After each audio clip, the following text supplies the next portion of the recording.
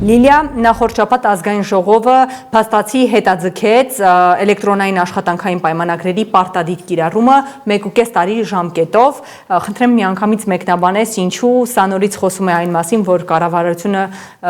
առհասարակ իշխանությունը պատրաստ չէր մի գործընթացի, գնաց այդ գործընթացով, տեսավ խնդիրներ եւ կրկին ստիպված եղավ հետաձգել։ Արփինե, իրականում ավելացնելու շատ բան չկա, եթե անկեղծ, մենք այն ինչը պարտադիր է, ինչը պարտադիր հիմունքներով է ընդհանրապես ներդրվում, դա պետք է առնվազն տեխնիկական մասով հագեցվածությունը ապահովի։ Եթե չկա դրա ապահովումը կան խնդիրներ տեխնիկական իրականացման, բնական է, որ պետք է լիներ հետաձգում, այսինքն այս հետաձգման հանգամանքը բավական բնական է էլեկտրոնային ստորագրությունների հետ կապված եւ այլն, այսինքն այդ գլոբալ հագեցվածության խնդրի հետ կապված։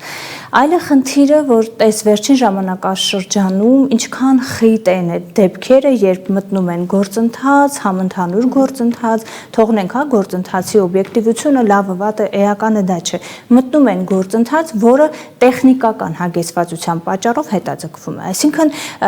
գուցե երկար չհաշվարկած լինելու, սեփական հնարավորությունները չգնահատած լինելու, հապճեպության,